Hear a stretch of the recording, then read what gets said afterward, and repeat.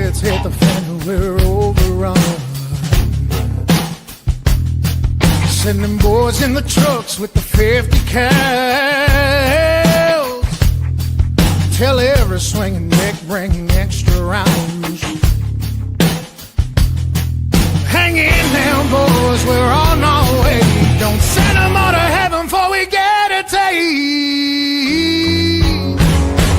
Whoa, cry havoc, let's slip the doors away.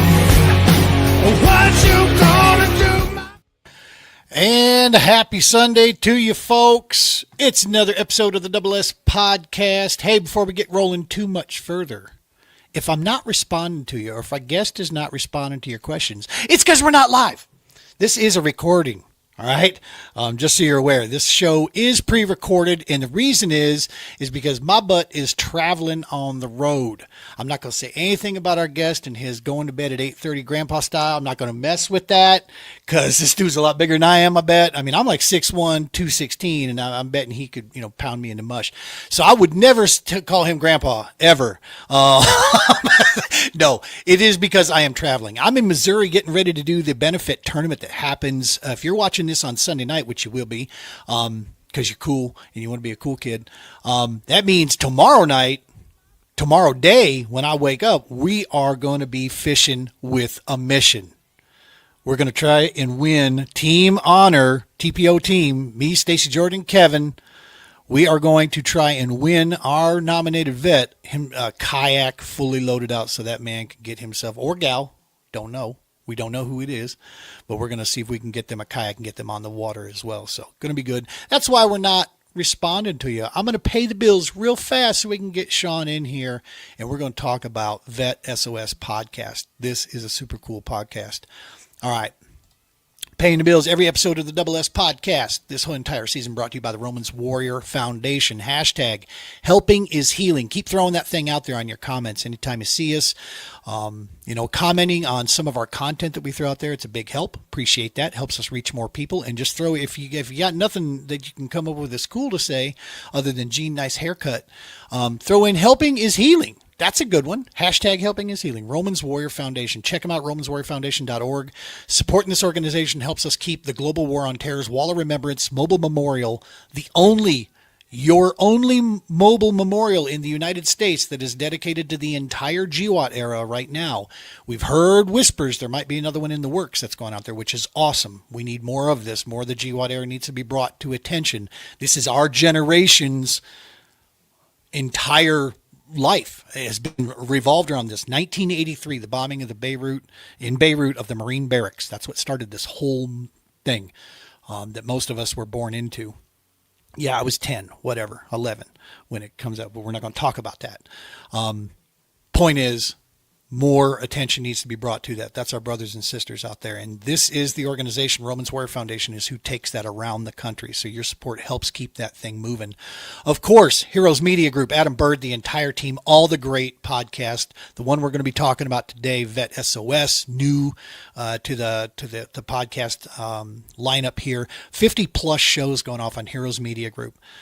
Positive information, getting information out there for our brothers and sisters out there, the veteran communities, the active military, first responders. It's something for everybody, man. Check them out. Go out to Heroes Media Group, to the website there, and check out all the podcasts. Click on that podcast page. You'll see us there. You'll see all kinds of great shows, amazing people. And a sister company of the Heroes Media Group is HMG Beverage. Dude, coffee, like made by the commander himself, Mr. Bird. My personal favorite, Kickstart. That's the one I like.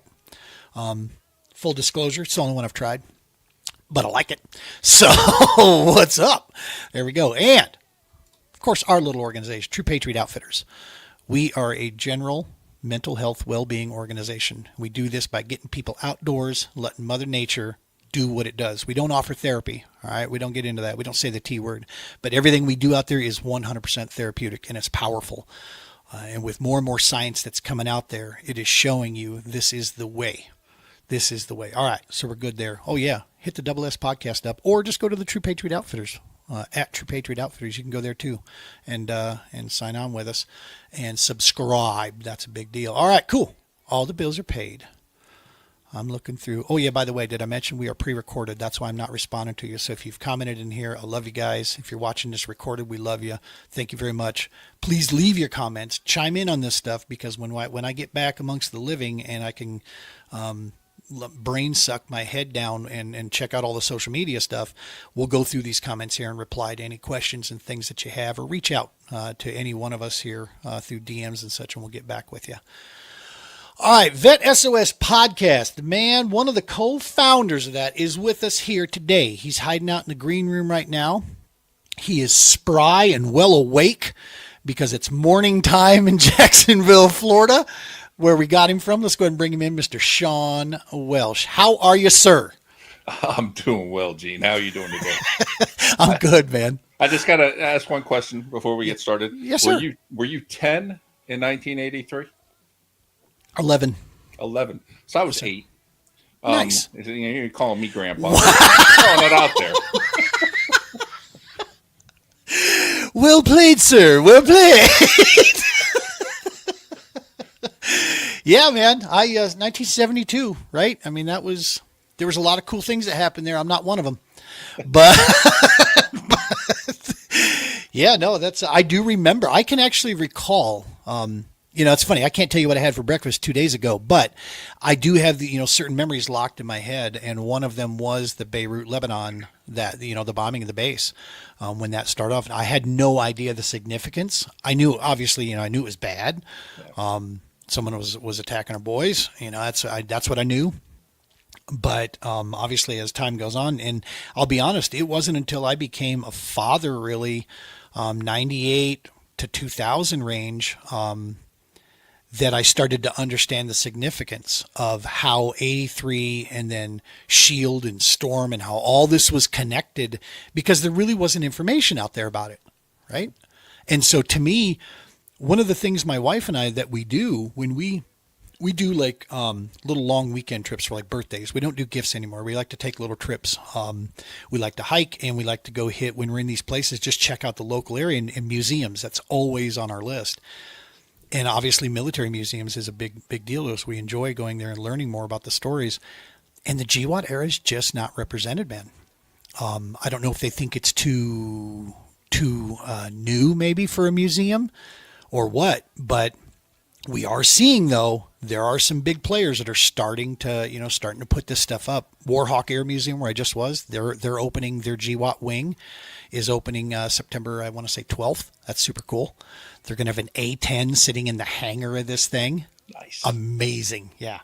So, yeah, the GWOT era is, we say this all the time. It's my generation's Vietnam, in all honesty, for us, because 2 years after I was like 2 when I think the final withdrawal took place there in Nam. Have you been to the National Veteran Memorial Museum in Columbus, Ohio? No. Ohio is a spooky place for me. Yeah, if you get a chance, add that to the list, because they got real stories going on in there. They're covering the GWOT? Really cool. Yeah, it covers all kinds of areas. It's not specific to GWOT, but definitely it's powerful. And it's called the National Veteran Memorial Museum. And they got this beautiful property. They got some outdoor memorial type stuff, and then they got the museum inside. They have real stories you can listen to.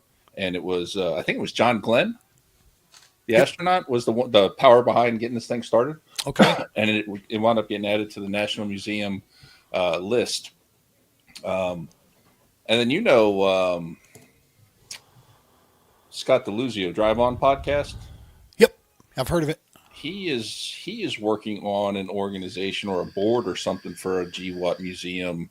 I don't know if it's the same one that you were talking about earlier. I have to go back and find the notes on that, but I know he's got his hands in being part of some sort of planning board there. Yeah. We went up to Du Bois, Wyoming, and up there is the National Museum of Military Vehicles. It is the largest. It is amazing. It is the largest collection of privately held military vehicles in the United States. Do they all have chalk blocks and drip pans underneath them? Yeah, many of them do. And I always wondered, what that was until I finally got the full site. If she ain't leaking, don't get in it. That means it's empty. No, you want to make sure there's a leak on it. I know that was true in military aircraft or Army aircraft. Exactly, especially the Chinook, right? Yeah, no, the one of the things I noticed there, to give you an idea of the size of this place, it's amazing. It's beautiful. The people there are phenomenal. But your pass that you buy, very reasonable price to go through this thing, is good for 2 days. Because if you stop and read the plaques, it'll take you 2 full days to get through this entire deal. Wow. But I can tell you the thing that struck me is World War II, of course, the biggest one. There is an amazing firearms collection. They have the musket that shot the first shot of the American Revolution, which was Nice. the guy was later put up on disciplinary charges because he wasn't supposed to shoot. He thought he could. I believe he did hit target, but it just happened to be a British officer too, which was also a no-no back in those days. You didn't target officers. Oops. Old boy was like, I got him. Click. They have that musket sitting there. But yeah, World War II, huge display. Then they've got Korean War, Vietnam, very, very little to no GWAT presence of vehicles in there right now. I just don't know if maybe availability isn't as because many of them I think are probably still in use. So I think it's probably a little bit harder to gather that. But yeah, I noticed that it's like interesting, man. Not so much there. They also have an outside yard. Pretty amazing stuff. Mm. Well, let's get to it, man. Let's for our listeners that don't know who you are a United States Army vet. Did you retire from the Army, or Yes. you did? Okay, yeah. So you're retired from the Army. Talk to us about that. When did you jump in, young man? Just the baby. Um, so I actually joined in 2003 after 9/11. For those of us in our generation, they remember the old Sam Goody music stores. I used to manage one of those and was actually opening my store post college. I was opening my store. I wanted to go work for a record label in Nashville. That was my whole goal and what I was trying to do. And Hell yeah. opening the store and 9/11 happened, and immediately all those stores had to get shut down and closed up for the next day or two. I can't remember how long we were closed, but that just my dad was career Navy, so I didn't have anything against the military. It wasn't the path I was planning on taking. Yeah. And then after 9/11, kind of like Pearl Harbor, just as like, what, I need to do something a little bit more important. Went in the Army. Didn't think I was making it a career. Honestly, thought I was getting out after 4, then getting out after 8, and then once I hit 10, I knew I was staying because already halfway. So it's it's one of those things. It's kind of like my golf game. Every time I go golfing, I'm out there to quit, and I hit one good shot. Next thing you know, I'm hooked again. It's Oh, fishing is just the same. 3 hours, nothing, one good bite. Ooh, I figured it out. That's awesome, man. So what did you do? You were a non-commissioned officer. Yep. When I you was, retired. Career intel. So I was an intel analyst my whole career. One of those jobs that I really enjoyed when I was deployed because you have the opportunity to make a real impact, Yes, sir. really save people on the ground and what have you. And being back home, not as much fun. You get to do security clearances, arms room inspections, that kind of stuff. Not as glamorous. But all in all, I mean, it was definitely a love-hate relationship. I had some great units, great leaders. I had some less than stellar ones. I made as many mistakes as you could possibly make as a person. I'm sure I made them. My travel agent sucked. Sent me to some horrible locations. But, Right? I can't complain. I look back on it and I met some great people. I served alongside some great people. And I'll forever be impacted by some friends that lost their lives. And, I'm blessed to be here. Now being an intel guy, I was mainly on the FOBs. I wasn't, in direct firefights or anything. I don't claim to be some badass, killer or anything like that because I'm not. But, I have friends that lost their lives in the wars. And, it's those things that, when I retired, I thought I was just going to walk away. I honestly did. I just, I've done my time. You're going to see me at the commissary once in a while on base, and that's it. And next thing you know, I'm running a podcast. I'm helping in the transition space, trying to help the next group come out of the military and be successful, and love giving back. And I'm trying to get more active in the VFW and find organizations I can support. And it's not what I thought was going to happen. I thought the wife and I are riding off into retirement. We're going to be out on the boat out in the Atlantic fishing, and don't call me, I'll call you. And Yeah, here we are. I hear you. So first and foremost, before I add to some of the things that you just said there, from myself, my family, and those of us in this space, thank you, brother. Thank you for doing what you did and preserving this great nation here and doing your part in that role, man. That's huge. And it's my motivator, dude. It's what motivates me is gentlemen like yourself and your brothers and sisters. I consider them my brothers and sisters as well, because at the end of the day, we're Americans, man, and we're human beings and we're Americans. But you know what's funny about this? I say this a lot because I rub shoulders with a lot of Marines. Okay, Brian Roman, Stephen Cochran, Sal Gonzalez, all the time. right? And there's a special place in my heart for this kind of human being. There is something special about a Marine, right, and what they go through. But I will say this, and I talk about this specifically with them a lot, but this is all branches. Part of the training that is given to all branches is that service piece. And that's why when you were saying, I thought I was going to walk away, it's part of your DNA now, dude, is serving others and serving your family, your community, people around you, people not so close to you. If you feel like you can contribute somewhere, it's part of who you are. And it's one of the things I love about the United States military service so very much is that it teaches, it ingrains that. I don't want to say teach, it ingrains it that this will be part of who we are, as we go forward. We're here, to not just, follow just the oath itself, but also to take care of, you're never not in servitude or whatever you want to say, just, helping others around you, man. And that's awesome stuff. It's what motivates us to do it. I tell people all the time, if you volunteer to help out because it makes you feel good, first off, thank you. But I also say don't stand around waiting for a statue, okay? Because remember, you got some personal reasons why you're doing it. If you get up in the morning to go volunteer somewhere and your body hurts and you got better things that you think you should be doing, but you're like, nope, somebody's counting on me, so I got to go do this.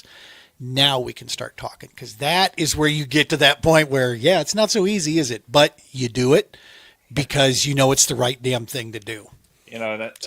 I've said those words so many times because love it. The military came out with the volunteer medal. The Army did, at least. I don't know if the other branches had it as well, but if you did so many hours, you got this volunteer service medal, and a lot of young soldiers did it to get the promotion points, which I get. Okay, it doesn't bother me, and I'm glad you went out and did something. I'm hoping it made an impact on you, because right. I hate the medal. Like I don't think we should be doing it for the medal. I honestly, you need to give of your own free will because you want to help out. And I completely agree with you that the further you go in the military, if you are a leader, a real leader, you buy into servant leadership, and it becomes a part of who you are, becomes part of your DNA. And, I have a good friend, Dr. Vincent Soto, who's been on my show a couple of times, and he talks all the time about transition, how when you get out, you may not want to be in a leadership position. I get that. I get you did 20 years in the military to have really, you don't want to be in charge anymore. I get that. He goes, but you will be.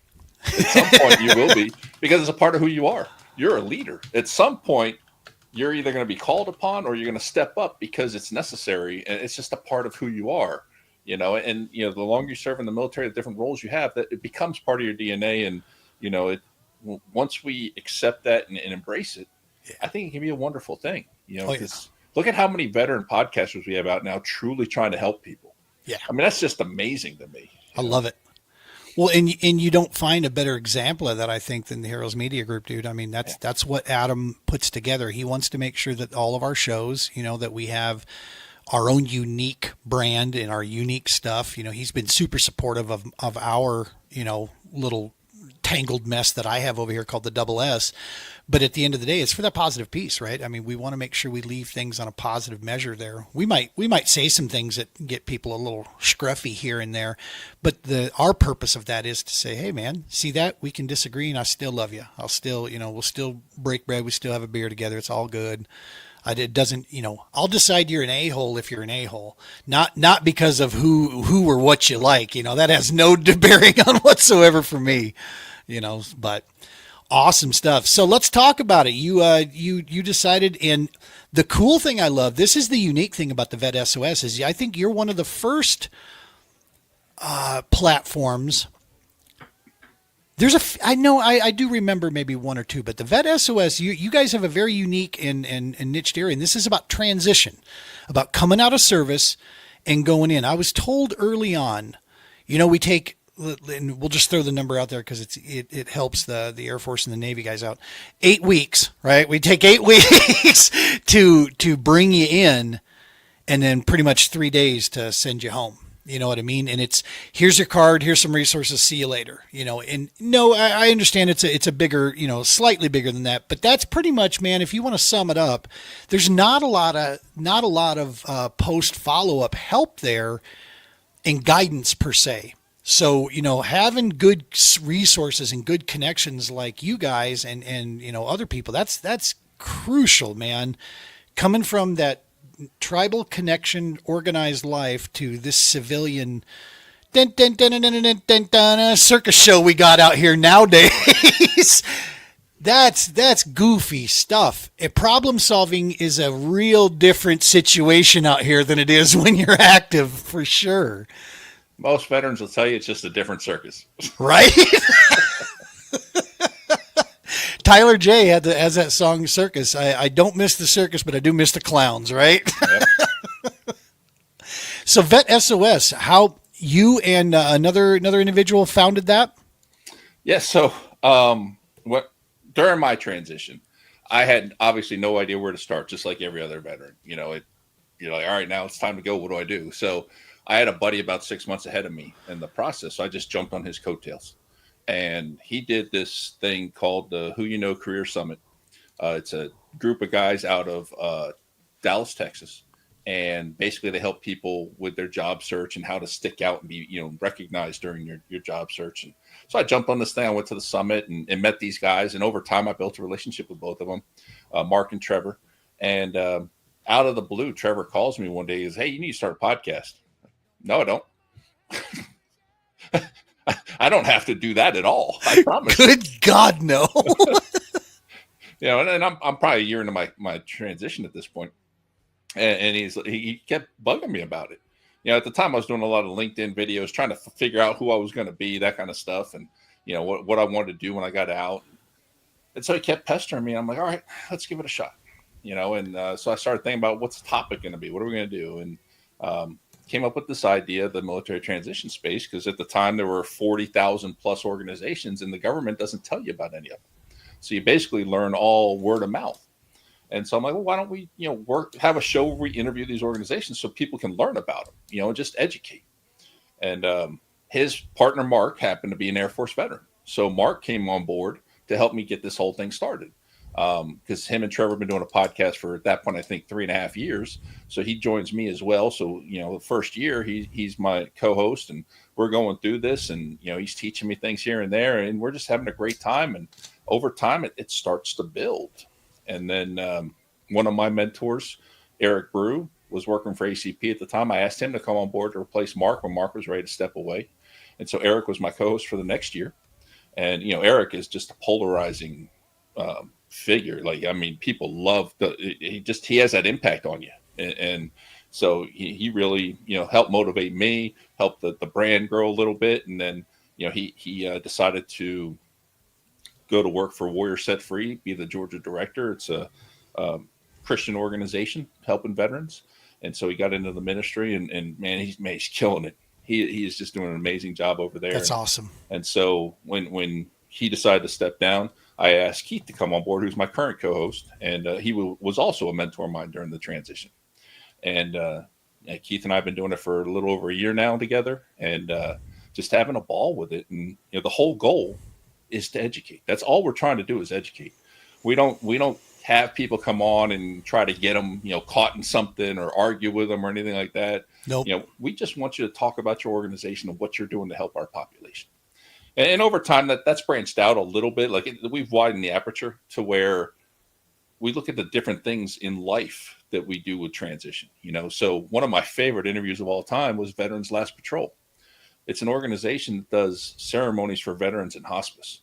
Oh, I mean, wow. you want to talk about amazing.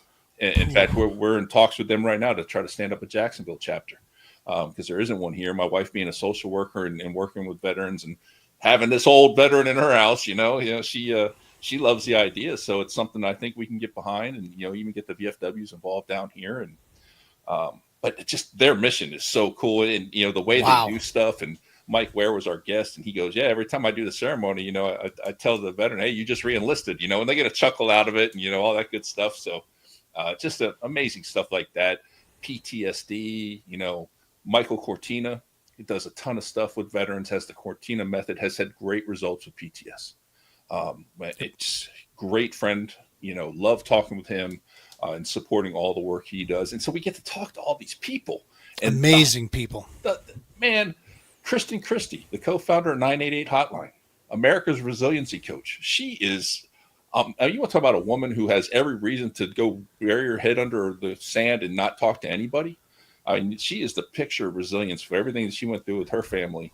And she's just doing amazing things for our community. It's people one after the other. Oh, I love it. I love it. And speaking of that, you're a resiliency trainer. Yes. What the heck is that? How do we get certified? Talk to me, dog. Because I never saw that. I've got a lot of degrees myself. Like you, I have a master's, and not one option was ever in that for me, or I would have taken it. What is that? So resiliency's come a long way, right? So the Army started the Master Resiliency Program 10 plus years ago. They worked with University of Pennsylvania, and they created this program. And so you could go through and you become a resiliency trainer, and then you could go on and become a facilitator. And they had 4 levels total. I think there was only 1 or 2 active duty service members that ever made it to level 4. Most of them were, professional coaches and trainers and stuff like that. And a lot of sports psychologist type people for performance. And right. MRT, Master Resiliency Training, to me, got a bad rap in the military. A lot of people, that's why we're becoming soft. Okay. You can say that, and that's fine. But honestly, those people are probably the ones that are struggling now because they didn't want to buy into it then. And the fact is, we all need to talk. We all need to, get things out. We all need to work through things. We all have problems that we're dealing with. And MRT is one of those things that can help you become more resilient and teach you the skills to be more resilient. And honestly, the reason I think it got such a bad rap is there were a lot of really bad instructors. Mm. We've all met them, right? There's people that just shouldn't be in front of people teaching. Yep. And it's the program itself, though, the material, you buy into the material and you put it into work. One of the things that everyone makes fun of is hunt the good stuff was one of the skills that they teach. And basically it was at the end of the day or the beginning of the day, focusing on anything good that happened to you that day. Yeah. Sharing it with others so you could share the joy. We started doing that at my house. And I'd get home from work, and like I said, the Army, there were some love-hate days. So I might get home and be like, get the bourbon, But I'd sit down at the table, and my youngest at the time was 3 or 4. I mean, Daddy, what good happened today? I mean, how do you stay mad? Hell yeah. And so when you start putting these things into practice, the impact can be huge. And so to carry this forward, I did my training originally in the military, in the Army. But then now you have the RBLP program, the Resiliency Building Leader Program, I think it is. It's a certification that you can get. Army Cool used to pay for it. That's how I'd gotten mine. There's a lot of different programs out there that you can use to pay for it. But it basically is one of those things that builds on resiliency and putting resiliency into the workplace. Now, it's not as recognized as PMP or some of those other certifications, right? I haven't seen a lot of ads for people looking for RBLP trained people, but I think the more that we get out there, the better off our environment's going to be. And I'm more interested in efficacy, right? That's a big deal to me. When I got into the nonprofit space, I learned rapidly. I have a lot of experience when it comes to small business, from education to on hands experience. But what I had none of was understanding the landscape of nonprofit. But I learned after that first year, so we're about a year and a half into this, that I've really been, because we're about 3 years old now. And what I really learned was efficacy was most important to me. How do we become the most efficient with the smallest resources that we have? We need to make sure, because people's people's health is relying on us to do our small part. We're not curing anything here, right? But what we do is critical and important, and I need to make sure that I don't care if I'm only working with 2 people. I want to make sure those 2 people are getting the most out of most positive benefit. So yeah, RBLP. I want to talk to you after we get done with this, and try to gain a little bit more information on that, because we've been looking for, from our side, what could we do? If I can pioneer it, go through it, then the people that are associated with the organization, I'm building a pretty damn strong team around me now. Finally, I'm a slow coach, so I'm finally getting some people around me that are, powering into this. But yeah, dude, between that and what you're saying, so you're younger, you're bigger, stronger, and you're, clearly smarter than I am. What the hell, so this is... What about better looking? I didn't get the better looking. Yeah, radio. I'm all about truth on this shot, man.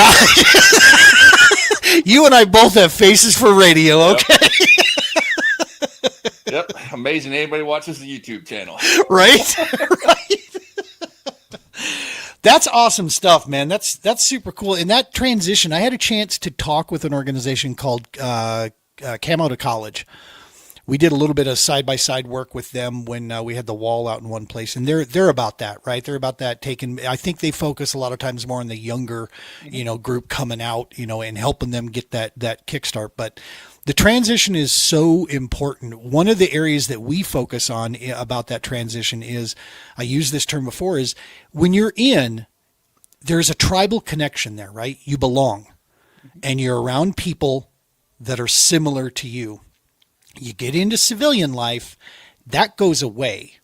It is dog eat dog. It is, rapidly people show their true colors of how quickly there is no loyalty that you're used to.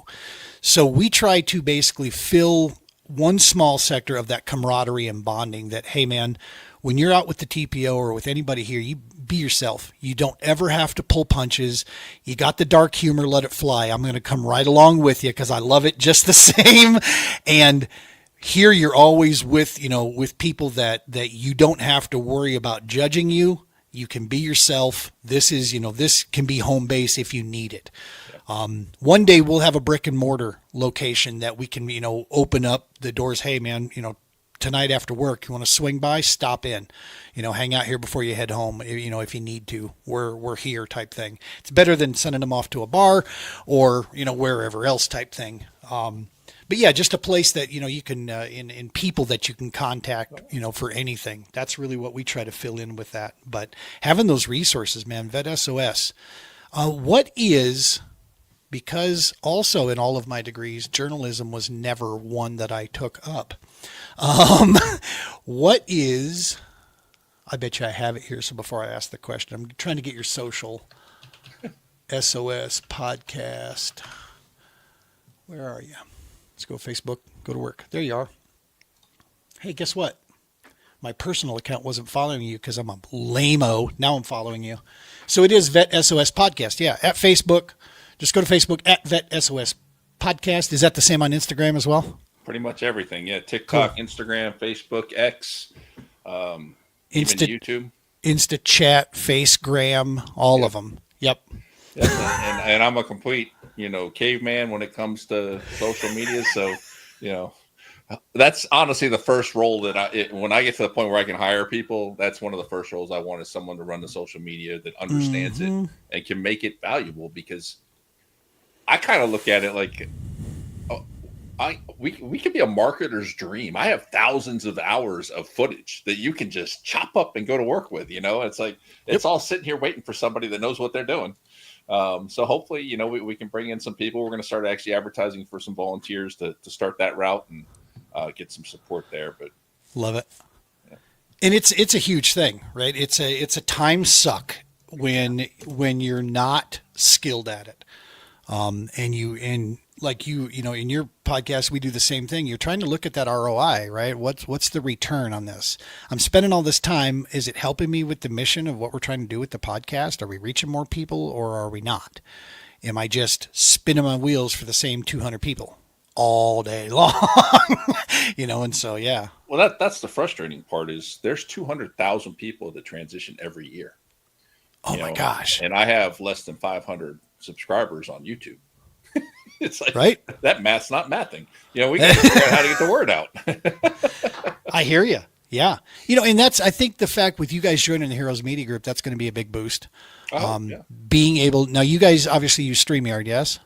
No, we were on StreamYard. Okay. I love StreamYard. I know we're on StreamYard right now. I didn't Yep. want to leave StreamYard, but StreamYard doubled their price. Didn't they? Yeah, so I left StreamYard, and I'm with Riverside now. Now with Heroes Media Group, I may go back to StreamYard, but I'll say this: if it weren't for Heroes Media Group, I would have left them. yeah, Yeah, that was the only reason we could stay there is because we could work with them on that. Because what that new company did, it's like, do you just not want people? You are more than doubling your price on us. And I reached out to him like, hey man, we're a nonprofit. Is there anything you could do to help us? Nope, sorry, this is the package. well, it's like You guys suck. Social media schedulers. I was on Loonly for a year, and they were literally going to go to a 4-digit number for a yearly subscription. After 1 year, I'm like, you're out of your mind. Yeah. Especially again, ROI. It's like, what? I'm sorry, what are you doing for me again? I think it feels like I'm doing stuff for you more than you're doing stuff for me. And we're trying to like figure it out and get it going, right? We've been doing this for 3 years. I cover all expenses. This is a passion project for me. We became an LLC at one point because we were going to try to monetize a little bit, bring cover expenses type thing. And then over time, we decided we were going to start a nonprofit. So basically, what I did was dissolve the LLC and moved everything to the nonprofit side, and we're in the process of waiting for that whole paperwork drill through the government. But yep. I didn't want to run two companies. So you figure if we can get it down to just the one organization, and like you were just saying, you got some great people around you. That was my whole motivation. Yep. Is I don't need experts. I don't need some guy with general in front of his name or whatever to join my team. Nothing against them. They do some great work, but I want people that I know, I trust, and I know care. Because if you got the right heart, we can move mountains. And isn't that the truth? Yeah, I mean, so my co-hosts, I got several great co-hosts that, man, they love what they do. The passion comes through in the interview, and you're like, man, that was good. Isn't that the key? Oh yeah, our new show, The Scoop. Kingsley's killing it, man. He brings so much energy to that show. And I'm like, dude, once we're official nonprofit, the board's going to fire me and give you the show. It's like, man, he is killing it. And then, we have an education show and an entrepreneur show. And both of those guys are, Maurice is doing the entrepreneur one. He's a local guy who was my realtor, actually, helped me buy my house. Nice. But loves talking to these people. And he's been building these great relationships off these interviews. And then Kira, her and I started the education one together. Now she's running it, and she loves education, so the passion's there. Yep. And then like Mark and Eric, they're on the board, but they're also sitting on the bench to co-host whenever they're one of us has to step out or whatever. So having these guys that have come through and are still part of the team, man, I'm so blessed. It's awesome, ridiculous, with the people that we've surrounded ourselves with and that want to be a part of it. Well, and that's part of the leadership thing, man. It goes back to that. You surround yourself with smart people, right? If you're the smartest dude in the room, you're not leading right. Yeah, you're not leading right. You know what I mean? It's like, no, you need to have really awesome people around you. It just happens to be that leadership, there's a lot of headaches that comes with it. So if you're the guy that's willing to take on the headaches, it doesn't mean you got to be the smartest guy on the subject matter. So having other, really rock stars around you, that's where success comes from. Like you said, together, you can move mountains, man. You can do some amazing things. And the thing is, I never started this to make money. I don't even want to work for the company. I'm happy being on the board. Yep. I have a sergeant major buddy who was a sergeant major of mine in my career, who still has a couple of years till he retires. But that's the person I want to be my CEO. I have never worked for a better leader who truly cared about the service member. And if I can bring someone who cares about the service member and their families to lead this organization, guess what? We're always going to be focused on the service member and the family. I love it. It's like, to me, it's simple math. Maybe I'm wrong, but I don't think I am, because I was going to say, I don't think you are. I think you got it. That love and passion can overcome so many shortcomings. I'm so glad to hear you say that. That was more people need to understand that about, I say this from the coaching days. I have a little segment called Coach C's Chalk Talk. One of the things I try to teach people is don't ever think for 1 minute that you got one purpose or one passion out there, right? You can have multiple. No one ever said you had to only have one. It can change over time, and you'll find out what it is. It'll speak to you immediately, going, "Whoa, there's something bigger there going on." Guess what? That's a passion for you. It's not the only that you get. I had to do the very same thing because here I was out here preaching this stuff and squawking away and not paying attention to what was happening to me, and that was fishing in the outdoors became work. The only times I was on the water was for a tournament, trying to keep good relations with the tournament industry and the fishing industry, because that was my base, right? That was who we pulled from. I've met some amazing people from that, keep in mind. But then the other time was field ops, taking guys out. So those are the only times I was getting out there. And I felt like the last couple before I started making some changes that it's like, I'll bet you these guys are feeling how worn out I am right now, because it was, okay, we got to get the kayaks out again. Here we go, and loading everything up. And I'm like, no, man, that one of the things my wife told me from day one was that your passion for this comes through. And so if you lose that, you're not bringing that to the people that you're serving. Yeah. So I made some tough calls, and I started pulling back from something I'd been a part of, and that was, tournament angling. I started pulling back. We changed the S.O.S podcast. We used to be called Dock Talk. And we ran that show for 5 years. 5 seasons, 4.5 years. And it was primarily fishing focused, right? And then we used that to kind of also slide in the work we were doing with the TPO. And when I was talking to Adam about this, I'm like, hey, buddy, I know you love the fact that we have a fishing show on the HMG, but I got to tell you, that's not why I do this. Right? That just happens to be something else we do. I need this passion for service to come through. So now I talk fishing on a support service podcast, right? And it was just changing that focus up a little bit. I've pulled out of tournaments, and lo and behold, man, knock on wood, my fishing's gone through the roof. I'm catching more fish. This has been the best year of me taking guys out onto the lake. They are catching fish galore. Ranger was asking me yesterday as I was taking a buddy out there. We're cutting across the lake. The Ranger boat's just sitting there. It's the only boat on this water. Only kayaks are allowed. And as we go by, she's like, who's going to win or get the biggest fish today? I said, if I do my job right, him. And sure as hell, man, he spanked me. He spanked me real well yesterday. He got several bigs. And he come off of there. There was lots of laughs. He was super grinning at the end of the day. And I'm like, that's what it's about, dude. And so now it's coming back through. When you have that passion, people feel it, around you, and they know you're not full of shadooby. I've had this conversation with so many people too. It's like when you join any kind of movement, it's not a life sentence. You're not stuck in that organization for the rest of your life, because if you're as passionate about it as I get, as passionate as I get about things, it's going to take a toll. It's going to wear you down. You're going to start to lose that passion, that love. And let's just say I haven't always left when I should have.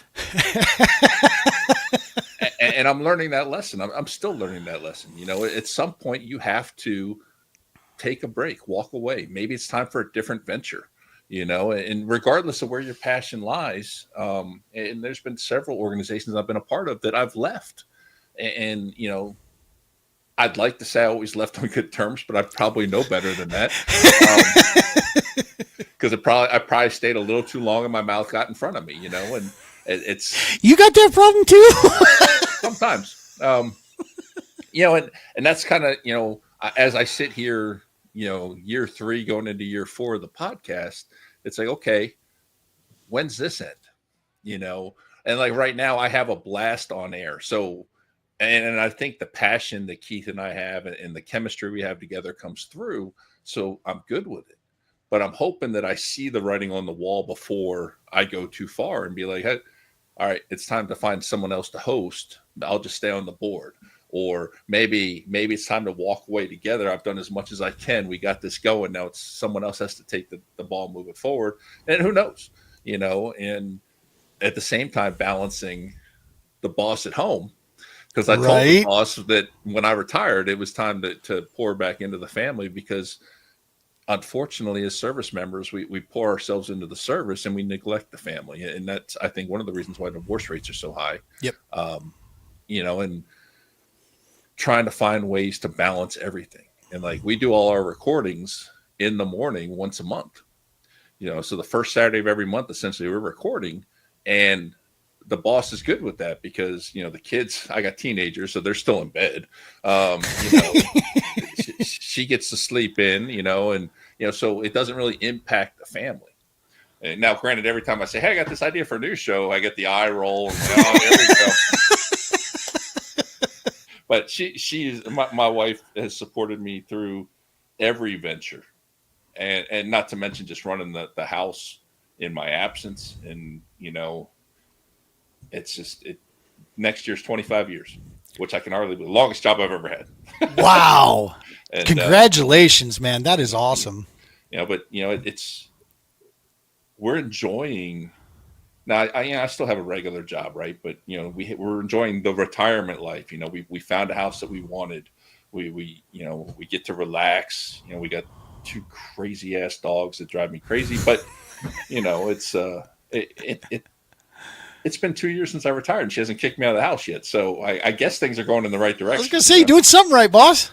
Yeah. So isn't support structure huge, man? I mean, that is everything. I tell people all the time, make no mistake. Every day I'm unbelievably grateful for the opportunity that I have to work, nonprofit work, doing the podcast, doing the nonprofit work, the most work I've ever done ever in my life. Longest hours. I never turn it off. Middle of the night, I don't sleep for crap. So I wake up quite a bit. And middle of the night, I wake up and I'll come and sit right here and like, oh, I got this. And I start writing down ideas. The brain never turns off. And I'm so thankful for the fact that I'm able to do that. I can still keep doing it. And there's no possible way I could do any of this stuff without my wife. I mean, beyond, of course, taking care of the home finances that she does for us, but it's the mental, the emotional, the motivation. She said something to me that quite frankly might be one of the most impactful statements, definitely top 3 of my entire life. When I was sitting here kind of questioning this, going, look, I don't want you to have to work till you're 80, before you can retire because you got a 53-year-old neckbeard sitting in the house, right? And she looks at me and she goes, because I was thinking about, some other line of work. I was like, maybe I need to go back and grow up again and become an adult one more time. She knows my thoughts on getting back into the IT industry. I'd rather, jump in a bathtub with a toaster plugged in than do that shit. I have no desire to go back to the IT world. But she says to me, I am 100% confident that you are doing what you are supposed to be doing right now. And I'm sitting there and I look at her, I'm like, what? I pulled another one. And dog, that's what I'm like. Yeah, you said it. No, it hit me, man. It hit it right to my core. And I'm like, okay, then I got to keep digging and finding a way. Now we have found a way. We're going to be getting back into a line of work that we used to do in the mortgage game. So this is a career that I can go back to and not have to shut the TPO down. TPO podcast stays full time. I'm also going to be going back into, brokering mortgage loans again.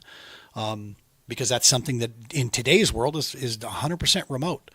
And it's something I was very good at, helping people, manage and walk through that. Now I get to add in the VA stuff, in there as well. That's going to be super exciting. So we'll help people find, the best programs for themselves out there. So yeah, it's a deal, man. When you get that support structure in place, it really motivates and it keeps you there. And it sounds like you've got it. You're a hell of a leader, dude. I mean, you've got these things figured out that takes some guys. I know some people that would argue. Yeah, they're wrong. We said it here on the Double S. They're wrong. They don't know. So I think part of it's learning, though, too, right? Yeah, because I've made every possible mistake you could make, throughout my life. And the important thing is to learn and grow. And the support network, like we've been talking about, I tell younger service members every time I get a chance, include them in the process when you transition. It's important. They have a say. They put up with this crap along with you. You have to include them, and that was the very first conversation we had was where are we going to live?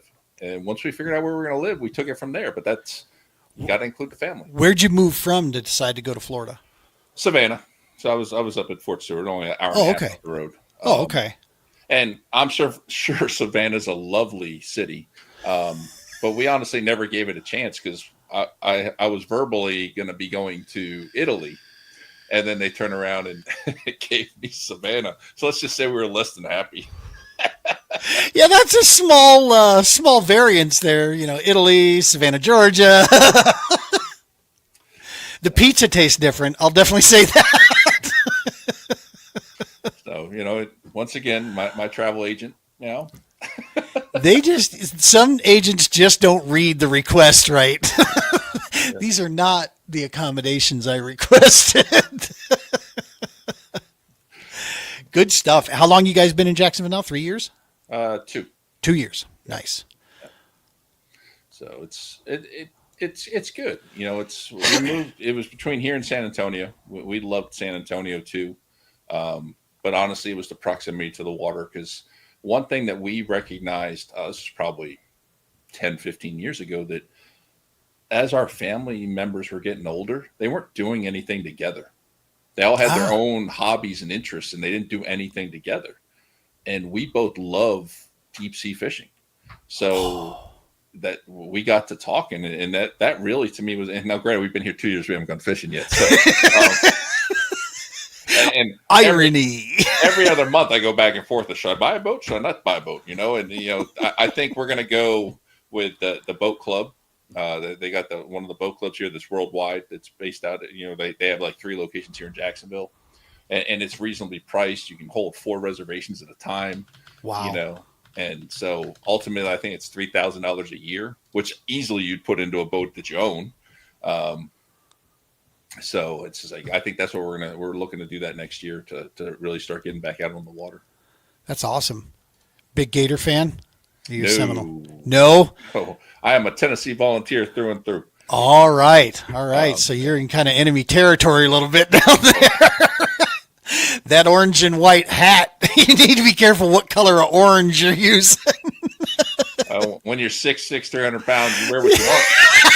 That's true. Most of them think I played for the team. Right? That is so cool. And we were saying off air that the cool thing about the weather there is that there's something about where it's positioned that a lot of stuff kind of jumps it, right? And goes around there. So it's not usually as wicked. Yeah. I mean, we get the typical daily thunderstorm. Now, growing up, not growing up, but like when my dad retired in Pensacola, Florida, and like you could count it on a clock, like 3 o'clock, you got a daily thunderstorm. Oh, wow. That'd be cool. It comes in, cools it down for a minute, then it's 1,000% humidity for the rest of the day. Right. Here, for some reason, the storms come in about 5. I'm like, I'm just getting off of work when I jump in the pool, fire up the barbecue, and it's raining. It's like, oh, that's wild. We got to back this up a couple hours before I get out of work. But now there's something, and I don't know all the ins and outs of it, but I believe it's something with the shelf off the coast, not to mention the way the shape of the coast is, that for some reason, a lot of hurricanes wind up pushing north or pushing south of us. So knock on wood, so far we've been good here, and hopefully that continues. And the winters, what are the winters like down there? I mean, does it what, like 40 degrees is cold there? Well, 50? I'm a grandfather now, right? According to you. So anytime it hits 65, I got to put on a jacket. It's that circulation. You start to lose it, buddy. I'm just saying. So we'll get down to freezing from time to time. No kidding. Yeah. Throughout history, it has snowed in the north part of Florida here. But do you know where Live Oak is at? Yeah. Kind of a big brother who lived there. I was going to say kind of a big deal these days. I heard now, like when I lived there, it was not a big deal, right? It was a big deal if that town was going to survive. But then I heard something about Little League had some impact on that area that really boosted the economy. So I lived there in like 3rd and 4th grade. And I remember one winter, little sleet pellets fell out of the sky. And I thought, good Lord, what's happening here? Keep in mind, I just moved from Minnesota down to Florida. So I thought I was like in the middle of the Amazon down there compared to where I was, moving from. So yeah, but that's a little bit further south than Jacksonville. Not much, but a little bit from where you're at in that neck of the woods. My dad was stationed up near Philadelphia most of his career, off and on. Hmm. So I consider that area home. I went to elementary school and high school with the same kids, and we moved. He retired in '94. We moved down south after the blizzard in '93 that came through there and just shellacked everything. Right. And now every time I go home, even the slightest window of winter, it snows. I'm like, Nope. I'll just stay down here. Exactly. I'll be honest with you. The draw to me is being able to fish 12 months out of 12, or at least 11 out of 12. I'll take a month to respool my lines. That's cool. That's cool. I can clean some rods and reels for 30 days. But the fact that I get like barely 7 months here, and I just moved from Minnesota back down to here again. So I've spent most of my time in the Arctic tundra, it feels like. And it's like, bleh. Yeah, I want to sell my snowblower, dog, so bad. There will be few things in my life that'll be more liberating when I'm like, ha ha, that thing is gone. Yeah, no, I'm completely fine never owning one of those. Yeah, exactly. The community in that area, we were just up in Idaho, Nampa area, and I got to tell you, unbelievable support for the veteran community in that neck of the woods. So many organizations, so many of the people that were just, you can tell they support and 100% want to find ways they can help out in these areas. Jacksonville area, what's it? I mean, it's a college town, so you got to kind of balance that out, right? Not a college town. It's not? No. We got University of North Florida they don't have. That's right. I'm sorry. I'm thinking Gainesville for the Gators. No. Yeah, I'm thinking Gainesville for the Gators. The VA hospital is in Gainesville, ironically. Okay. Which I guess makes it kind of center of the state. But no, Jacksonville is very much a military town. We got Naval Air Station Jacksonville, which is, I believe someone told me that's where the Blue Angels originally started. Oh, They're no based kidding. out of Pensacola, but I think they started here. And then, of course, you got Mayport out on the coast here in Jacksonville as well. And we used to have Cecil Airfield, which is now, I think, guard and private. Very cool. But this is the Home of Wounded Warrior Project. They're based out of Jacksonville, Florida. That's right. Yeah. K9 for Warriors, based out of Jacksonville. There's several other nonprofits that are here, and some that are based here. That may just be like local type thing. I've had several on my show, like Operation Lifeline, retired. I think it was 05 from the Air Force. I mean, basically working that whole homeless issue we talked about. It's building. He's actually trying to build affordable housing for veterans, which is just amazing. What he's doing is just amazing work. But yeah, down here we got. It's very much a military town. That's so cool. Tons of support. Yep. And that's also extremely critical in the nonprofit game. It's one of the things I struggle with being in the Denver metro area out here.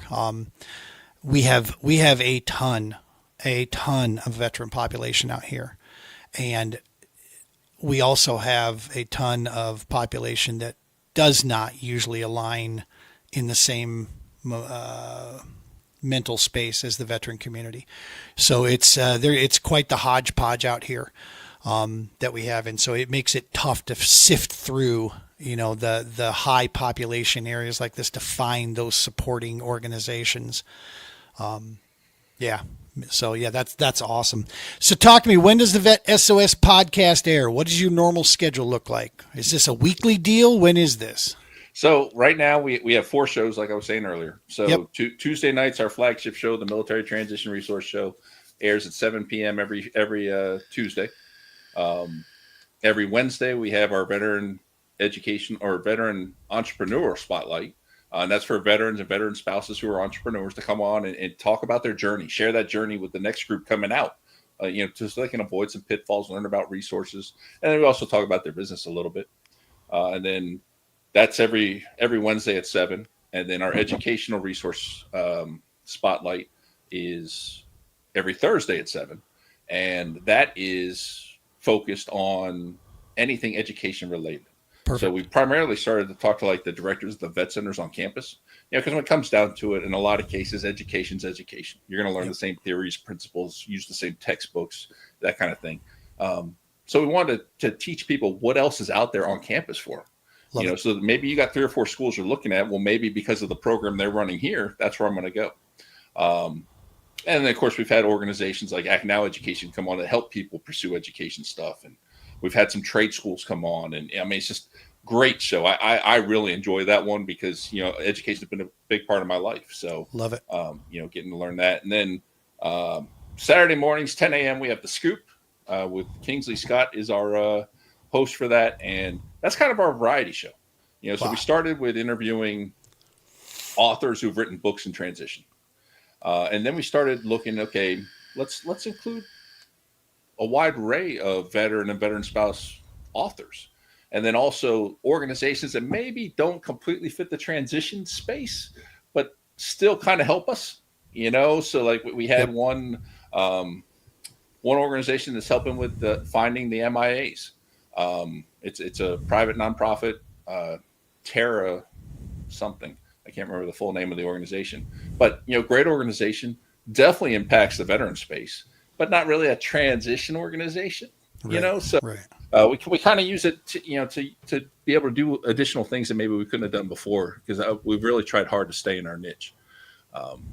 And we're talking about other shows. We may have one or two more come out, but right now we have the 4 and. We're having a lot of fun with it, and like I said, I love my hosts, man. They love what they do, and I was gonna say you're a busy dude, man. It keeps me out of trouble. At least I'm hoping it does. That's right.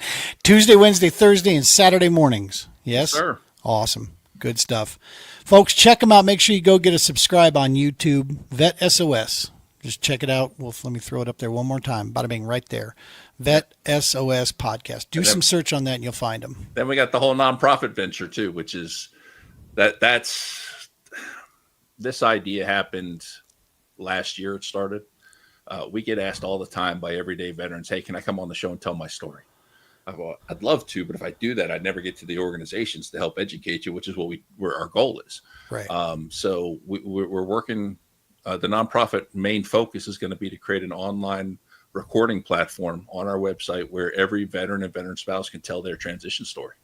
And we want to create this sortable database by every possible demographic or psychographic, where you can sort through here if you want to listen to nothing but Marines who worked in Intel, who were officers who served in Korea, or Okinawa. You could sort with that kind of fidelity, but also sorting by suicidal ideations, depression, alcoholism, PTSD, those types of things, because we want people to hear the stories and we want them to know they're not alone. Right. That's the number one thing we hear is, "I thought I was the only one." So we're working on that project right now to be able to create this database where people can check out these videos, and we believe it's going to have a huge impact. And alongside of that, we're working to build our database of resources, people that we trust, we know that are out there. And like I tell everybody, don't just take my word for it. Get at least 2 recommendations for any organization you go to. Yep. Because I may love them, you may hate them. Figure out why. Dude, that's the thing. I tell people all the time about recreational therapy and things of this nature that, look, I've got lab coats for days that'll tell you, show you the outcome and the results of what rec therapy does. And none of that means anything to me compared to the feedback I get from the guys I take out. Because I've gotten responses from, "Hey man, that was fun," all the way to, "Brother, you may have just saved my life." To me, that's where it's at. When you talk to people that have, been there and come back from that, that's that motivator. You used a word here, and I mean, I'm not 100%. I am definitely the sketchy bulb in the Christmas box. But you used a term that I could Google if I wanted to, but I got you here anyway. Psychographic. We know what demographic means. What does psychographic? What does that? Because you said Marine right after it. So what exactly does that refer to? See, now you're going to get me in trouble. All right, it's my understanding that psychographic is kind of like demographics, but it's looking at all those other impact things, all those things that, homelessness, PTSD, suicidal ideations, alcoholism, depression, PTSD. Oh, okay. Now, I've had some people tell me that's the incorrect term, but nobody can tell me the right term. So until I hear a different term, I'm going with that one. I'm with you. Okay. So, but I think it's a good way to capture that other group, that category of things that happen to us, you know, and so that's what we're going with. And honestly, like when I sit down and I think about this, I just imagine, somebody clicking on our website on this database at 2 a.m, maybe the bottle of pills or the gun sitting right there, and they watch some video that just changes the trajectory of their life. Yes. And we may never know, which is fine. I don't need to know. Yep. But the fact that could happen means the world to me. And, we said when we started, if we help one person, this whole thing's been worth it. And, we're at that point now where we got a waiting list of guests. We got, people that want to be on the show. I noticed that. Yeah, when I went to try to sign up for the show, because you told me to, so I went there and I'm like, Jesus, it's like November before I can get in. I don't even know what I'm going to be doing next week. So yeah, I'm because Brian Romans is another guy that I would love to have you have on the show there. So I told him, I was like, I'll get Shawn's permission and I'll send you over. But yeah, that's awesome, man. Yeah, but what makes it all worth it is the random email or inbox message on LinkedIn or whatever, saying, hey dude, thank you, that this show really helped, or this impacted this, and those, oh man, it's just amazing to get that kind of feedback and know that we're over here laughing and joking, having a good time on the podcast, but someone's actually being helped by this. And it makes it all worth it. I love it, dude. I love it, brother. That's some powerful stuff. Brian Romans taught me that very same message from day one when I met him at the Global War on Terror Wall of Remembrance. He said, if we can reach one person in each community, then we've done our job. Yeah. That's all. If we'd much rather do it in bigger groups, but if we got to do it one at a time, as long as there's blood in our body and air in our lungs, we're going to keep doing it and keep moving. So yeah. We're in it for the long haul with that, so that's awesome. Listen, folks, make sure you check them out. VET S.O.S podcast, Tuesday, Wednesday, Thursday, Saturday morning. Check out the nonprofit work they got going on out of Jacksonville, Florida here, but covering nationwide, clearly. This is huge stuff. We are damn glad to have met you, man. And thank you to Mr. Willis for connecting us there on Tip of the Spear. That was a ton of fun. Yes, it was. Yes, it was. I like being that, I'm one of now 2 token civvies in that group. Me and Cheryl Ann, we get to be in there, and so it's cool to share space with people that we admire and are so grateful for. Thank you, brother, for all your work, all the stuff you're doing out there. We're going to keep following along, and watching. If there's anything that Double S can do in this process to help out, please let us know, man. Consider us a resource. We're here we're your jesters if you need us, right? We'll come in with comic relief, anytime, man. We got you in any way we can. We'll definitely help out. Likewise, man. I really love the work you're doing, and it always bothers me when you hear the veteran versus civilian, argument or whatever. I loved what you said earlier about being a patriot, Yes, sir. And that's the thing is, I don't care if you served or didn't serve. I understand it's only a certain percentage, but are you honoring the service that others did? And whether that's military, police, fire, EMT, whatever, everybody is putting their life on the line for one reason or another. And, I just want to see the country respect that. 100%. I'm a former first responder on a small level. I did dive rescue work out of Larimer County, and I understand that mentality, of the community service side. That's always, made sense to me 100%. And I think the first step in this process for any civilian out there is, number one, understand what it means to be grateful. Okay. You don't have to agree with purpose, or what was driving behind, but understand that these people didn't make that purpose. Okay. They have a job to do. And at the heart of every one of these things is believing in this country and our future, and the fact that there is no other greater good on this planet, in my opinion, than this country. It truly is. And what we've done, where we've gone, do we have shit to fix? You bet. Sure we do, because we're human, right? But at the end of the day, you still cannot take away from the amount of powerful, positive impact and saving areas that we've brought across the planet. And so, yeah, I that's in the tail end of my career, dog. That's what we're all about, right? Is serve those that serve or have served. We'll keep it rolling. Well, thank you, dude. I'm looking forward to your shows. Looking forward to watching those, and maybe one day in the next 6 months, I'll get a chance to get booked in there because y'all are busy as hell. And Pawpaw only interviews once a month, so I'm sorry. Hey. And once again, I celebrate 25 years next. Exactly. Yes. I know who's in charge. You got it figured out. Meanwhile, right downstairs, I think I probably got like socks being boiled on the stove or something. Think you're funny, huh? I'm out picking weeds and you're up there doing your little podcast. Yep. All right, buddy. Well, listen, man, thank you so very much. Hang out here after we roll out. I just wanted to ask you real quick, couple quick questions. Folks, make sure, smash that subscribe. You can hit it at True Patriot Outfitters on YouTube or Facebook. Or if you feel so fit, you can go to the Double S podcast as well. I'm saying this because there's a little plan in the works that we're probably going to just consolidate back everything since we air on the True Patriot Outfitters show in that channel anyway, but either one is completely good with us. Make sure to check out the VET S.O.S podcast. As usual, folks, we appreciate you guys. We love you guys out there in any way that you're watching. And yeah, tight lines. Be safe. We'll see you next week.